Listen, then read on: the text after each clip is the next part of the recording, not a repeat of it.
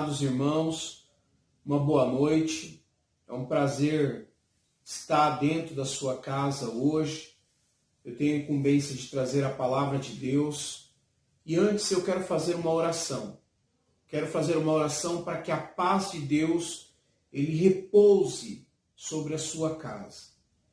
Senhor, meu Deus e meu Pai, nesse exato momento, ó Deus, eu te peço que a paz do Senhor, que excede todo entendimento, venha sobre a casa desse meu irmão e dessa minha irmã. E que o Senhor, ó Deus, traga paz sobre seus corações. Pai Santo, a tua palavra será pregada nessa noite. Abre os corações. Convence o homem, Senhor, do pecado, da justiça e do juízo. E que teu nome seja glorificado nessa noite. Que a semente caia em terra fértil. Em nome de Jesus. Amém. A palavra que eu quero trazer nessa noite, ela está em Êxodo. Êxodo, capítulo 9, no versículo 13. Você que tem a sua Bíblia na sua casa, é muito importante, faça a leitura junto conosco. Então ele está em Êxodo 9, versículo 13. Diz assim a palavra de Deus. Então o Senhor disse a Moisés, levanta-te bem cedo, vai ao encontro do faraó e dize-lhe, assim diz o Senhor, o Deus dos hebreus, deixe o meu povo ir para que me cultue. Do contrário, dessa vez enviarei todas as minhas pragas contra ti, contra os teus subordinados e contra o teu povo, para que saibas que não há outro semelhante a mim em toda a terra. Se agora eu tivesse estendido a mão e ferido a ti e o teu povo com peste, tu terias sido eliminado da terra. Mas, na verdade, para isso te mantive com vida, para te mostrar o meu poder e para que o meu nome seja anunciado em toda a terra. Versículo 19 diz assim, mas agora recolhe o teu gado e o que tens no campo, pois a chuva cairá sobre todo homem e animal que se acharem no campo, e que não se abrigarem, eles morrerão. Os subordinados do faraó, que temiam a palavra do Senhor, mandaram os seus servos e o seu gado para abrigos. Mas quem não se importava com a palavra do Senhor, deixou os seus servos e o seu gado no campo. Versículo 27 diz assim, então o faraó mandou chamar Moisés e Arão e disse-lhe, desta vez pequei, o Senhor é justo, mas eu e o meu povo somos ímpios. Orai ao Senhor, basta de trovões e de chuvas de pedra da parte de Deus. Eu vos deixarei ir, não ficarei mais aqui. E Moisés lhe respondeu: assim que eu tiver saído da cidade, estenderei a mão ao Senhor, e os trovões cessarão, e não haverá mais chuva de pedras, para que saibas que a terra é do Senhor. A mensagem de hoje, meu amado irmã e meu amado irmão, ela chama-se Diante da Calamidade. Que lição podemos extrair? Diante de tudo que tem acontecido no mundo, no nosso Brasil, o que nós podemos extrair diante disso? A primeira coisa que nós precisamos entender é que hoje nós vivemos num estado de calamidade. E eu busquei no dicionário o que significa o estado de calamidade. E ele diz assim: significa desgraça pública, situação anormal, incapacidade de resposta do poder público. Uma das coisas que geralmente a gente não entende é que Deus, ele nunca é pego de surpresa. A situação que estamos vivendo de calamidade pública é uma questão humana. Nós perdemos a situação, o controle da situação. Os governantes perderam esse controle. Hoje nós não sabemos o dia que tudo voltará ao normal. Quando voltará tudo ao normal? Nós não temos essa medida. Nós não temos substância como datas. Nós não sabemos. E muitas vezes nós achamos que Deus está na mesma condição que nós. A primeira lição que nós aprendemos diante da calamidade, qual a lição que eu posso extrair? A primeira dela é que Deus está no controle. Deus, ele está no controle de todas as coisas. Há esses dias atrás estávamos estudando a respeito sobre os atributos de Deus. E um dos atributos de Deus chama-se onisciência. Sabe o que é isso? É saber que Deus, ele conhece tudo. Ele tem o domínio de toda a ciência. Então, tudo que tem acontecido, não pense que Deus não conhece. Deus já tem a cura para tudo isso. Deus sabe de todas as coisas. Mas não é uma questão só do saber. Dentro desse contexto, existem outras coisas que Deus quer que o povo tome a ciência, o conhecimento. Então, Deus, ele não foi pego de surpresa. Deus, ele tem o domínio, ele tem o controle. Deus está no controle da sua vida. Nos momentos mais difíceis, que nós olhamos a situação, que nós não temos o domínio dela, que nós achamos que tudo está acabado, aonde a angústia, ela bate a nossa porta, a porta do nosso coração. Deus, ele está no controle. A palavra de Deus é muito clara para a gente confiar, entregar e descansar. Mas tudo isso é pela fé. É quem crê que realmente Deus está conosco. Então, lembre dessa primeira lição. Deus está no controle. A segunda lição que nós aprendemos diante dessa adversidade é que nós temos duas óticas de olhar para o problema. A primeira ótica, ela é natural. Hoje, a humanidade, ela tem olhado essa perspectiva pela ótica natural. Perceba que as pessoas falam sobre economia, sobre saúde, sobre emprego. Isso é uma ótica natural. Mas diante de tudo isso que está acontecendo, será que nós podemos também olhar a ótica espiritual? Será que Deus ele quer falar alguma coisa ao seu povo? Será que poderíamos conjecturar aqui o que Deus quer tratar e falar ao seu povo nesse tempo?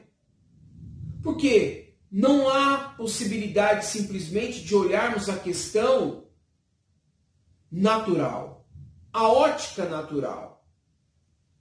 A mídia, ela já passa essa informação para nós. Mas e a ótica espiritual diante desse problema? O que Deus quer falar e tratar a humanidade? Você já pensou para parar? Você já parou para pensar nessa questão? Será que Deus ele quer falar alguma coisa a essa sociedade pós-moderna? Meus amados irmãos, nós estávamos vivendo em dias onde as pessoas perderam o devocional com Deus. Você sabe o que é isso? As pessoas pararam de ter comunhão com Deus. Elas não tinham mais tempo para ir à igreja. Ou pelo menos era isso que eles diziam. Haviam convites, vamos à igreja, mas as pessoas não tinham tempo. Ou elas achavam que não tinham tempo. Hoje isso reverteu. As pessoas estão enclausuradas dentro das suas casas. E as igrejas fechadas. Perceba que mudou. Nós temos que ter uma vida devocional. Eu estou conjecturando como se Deus, ele falasse à humanidade, olha, despertem. Voltem à vida devocional. Voltem a uma vida onde vocês precisam ter comunhão comigo. Uma vida onde vocês desejam, necessitam voltar às Escrituras. Voltar à palavra de Deus. Será que nós poderíamos conjecturar que nesse momento, a ótica espiritual, olhando pela ótica espiritual, Deus está dizendo ao povo, volte aos princípios e valores. Parece que o que é errado virou certo, e o que é certo virou a ser errado. Como diz a carta aos Romanos, perverter a justiça de Deus em injustiça. Nós temos vivido dias assim. Será que nós podemos conjecturar que Deus nesse tempo ele tem falado assim, olha, eu vou colocar todos dentro de suas casas, para terem tempo de pensar que nós somos um ser espiritual e que nós precisamos ser alimentados espiritualmente pela palavra dele. Será que podemos pensar que Deus ele está falando nesse exato momento? Você tem pensado na vida eterna? A sua vida aqui na terra ele é 70, quando muito robusto, 80, 90 anos. Mas você é um ser eterno. Você tem uma alma e essa alma passará a eternidade no caminho que você escolher. Nós aprendemos, meus amados irmãos, nesse momento, como a segunda lição, que nós temos que ter uma ótica espiritual para tudo que está acontecendo. Que a humanidade possa entender que nós devemos voltar à nossa vida devocional. Você que é sacerdote da tua casa, os teus filhos, a tua esposa, tem tido uma vida devocional de oração que simboliza a comunhão com Deus, e tem tido uma vida de leitura da palavra onde nós conhecemos ao Senhor? Pensamos nisso. Que nós venhamos pensar em todas essas coisas. Na terceira lição que nós aprendemos diante da adversidade, ela está no versículo 19 desse texto de Êxodo. Êxodo 9, versículo 19. Manda agora recolher o teu gado e tudo que tens no campo, pois a chuva cairá sobre todo homem e animal que se acharem no campo, e que não se abrigarem, eles morrerão. Os subordinados do faraó que temiam, preste atenção nisso, temiam a palavra do Senhor, mandaram seus servos e o seu gado para abrigos. Mas quem não se importava com a palavra do Senhor, deixou os seus servos e o seu gado no campo. Sabe qual é a terceira lição que nós aprendemos, meus amados irmãos? Diante da adversidade, Deus sempre se compadece da humanidade e tem misericórdia. Esse povo, como mais para frente você vai ver, o próprio faraó dizia que eles eram ímpios. Mas Deus, antes de mandar essa praga, sabe o que ele fala? Para tirar os homens e os animais dos campos. Sabe por quê? Misericórdia. Deus, ele tem a misericórdia. Mas uma das coisas que atrai, ou nós recebemos a misericórdia de Deus, sabe o que é? Se humilhar. Humilhai-vos debaixo da mão potente do Senhor, e ao seu tempo ele vos exaltará. Sabe como que se humilha diante da presença de Deus? Diante da mão potente de Deus? É reconhecendo que nós não podemos sobrepor a esta situação que tem acontecido na humanidade. Deus, ele quer o reconhecimento da soberania dele, do poder e da glória dele. Sabe quando nós nos humilhamos diante de Deus? Quando você reconhece que você precisa de Deus, que você precisa que a mão dele te proteja, te guarde dessa peste, dessa praga. Deus, ele espera isso da humanidade. Mas Deus sempre se compadece e usa de misericórdia. Meu amado irmão, Deus é misericordioso. Sabe o que eu aprendo diante da quarta lição? Eu aprendo que o povo de Deus tem a incumbência de interceder pelo mundo. Olha no versículo 27. Faça a leitura na sua casa junto comigo. O versículo 27 de Êxodo 9 diz: Então o faraó mandou chamar Moisés e Arão e disse-lhe: Desta vez pequei. O Senhor é justo, mas eu e o meu povo somos ímpios.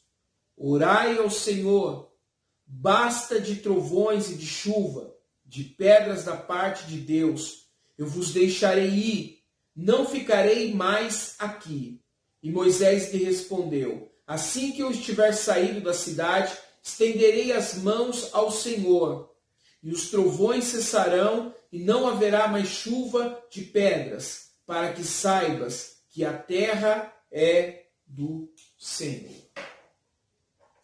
Sabe o que eu aprendo aqui, meu amado irmão? Que nesse tempo, sabe quem Deus levanta para interceder pela terra? Eu e você.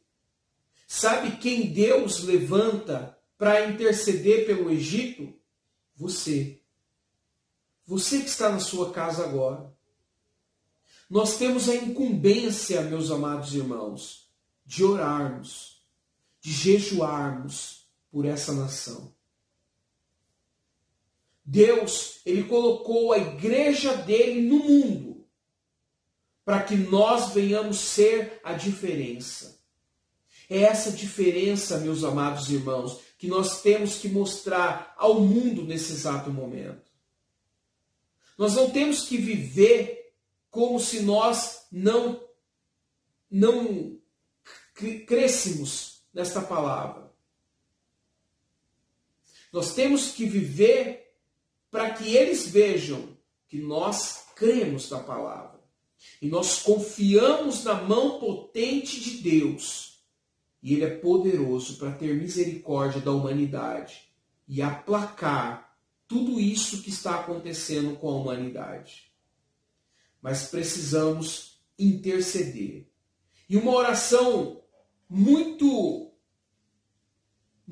peculiar diante dessa situação, sabe qual é? Profeta Joel.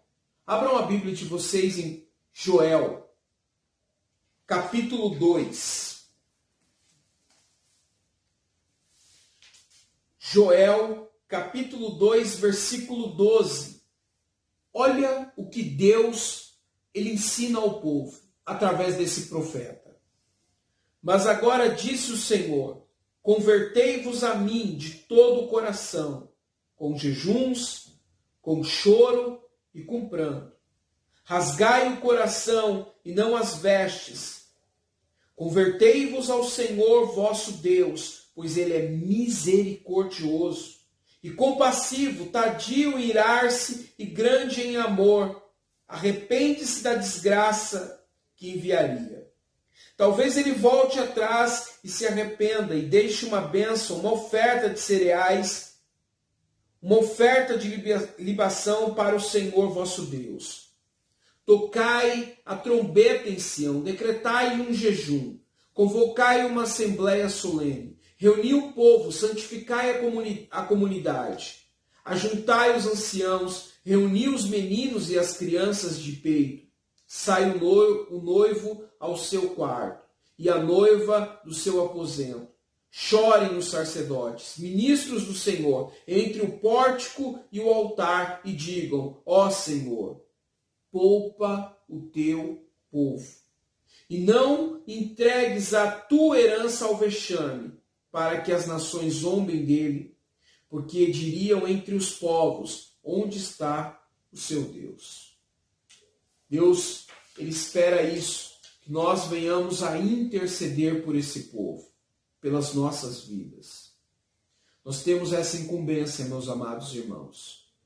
E para finalizar, eu quero deixar um versículo bíblico para que você possa meditar, para que você possa ter entendimento que quando Deus fala algo a um ser humano, deve ser levado totalmente em consideração. Abram a Bíblia de vocês em Mateus 6, versículo 33. Olha o que a palavra de Deus nos diz. Evangelho segundo escreveu Mateus 6, versículo 33. Mas buscai primeiro o seu reino e a sua justiça, e todas essas coisas vos serão acrescentadas. Não vos inquieteis, pois, pelo dia de amanhã, porque o dia de amanhã trará suas próprias preocupações. Basta cada dia seu problema. Sabe uma das coisas que eu acho mais interessante na criação de Deus, é a racionalidade, a inteligência. Preste atenção, meus amados. Vamos recapitular tudo o que está acontecendo no mundo hoje. Nós estamos enclausurados em nossas casas. O rico e o pobre se tornou na mesma condição. Está todo mundo nas suas casas. O espírito de capitalismo, onde as pessoas estavam naquela velocidade de ganhar dinheiro, de ser e ter, foi amenizado. As pessoas que não tinham tempo, hoje têm tempo de sobra. As nações que se enriqueciam hoje, elas estão se despojando. Aquele que era rico hoje tem muito menos. Para conquistar riquezas se requer muito tempo. Mas agora todas essas nações ricas, tais como os Estados Unidos, vêm se despojando. Sabe o que Deus, ele continua ainda a falar ao povo?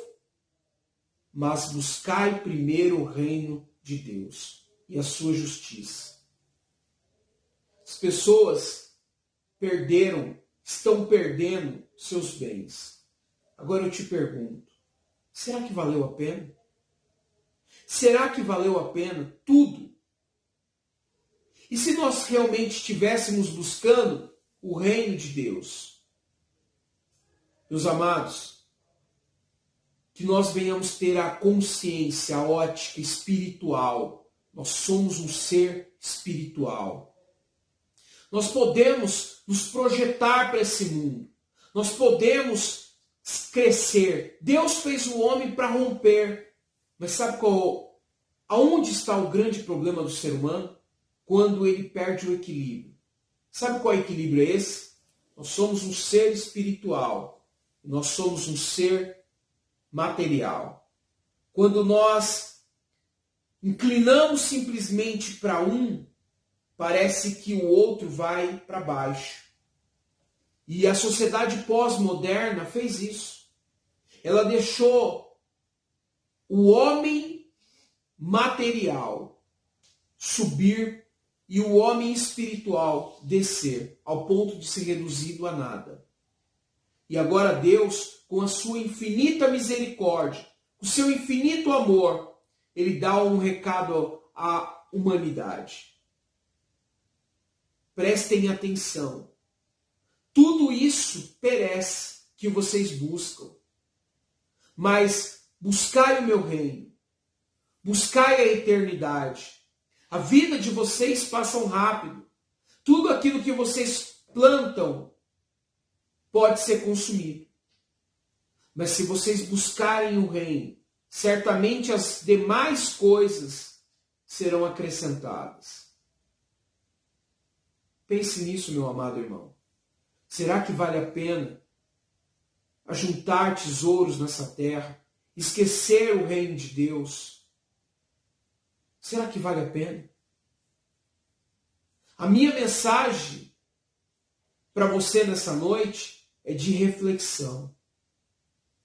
Nós estamos vivendo um tempo de reflexão, aonde a gente tem que pesar os princípios e valores. Em nome de Jesus Cristo. Deus abençoe a sua vida. E eu quero fazer uma oração por você agora. Senhor meu Deus, a tua palavra foi pregada. Que o Senhor possa abençoar grandemente esse meu irmão e essa minha irmã. Que possamos voltar ao Senhor nosso Deus. Nos arrepender dos nossos pecados. E buscar o reino de Deus enquanto há tempo. Porque virá dias, ó Deus, que nós talvez não teremos mais essa oportunidade. Mas enquanto é dia, convém que tudo isso, Deus, seja pregado, para que as pessoas cheguem até a Ti. Em nome de Jesus. Amém. Deus abençoe a sua vida. Em nome de Jesus.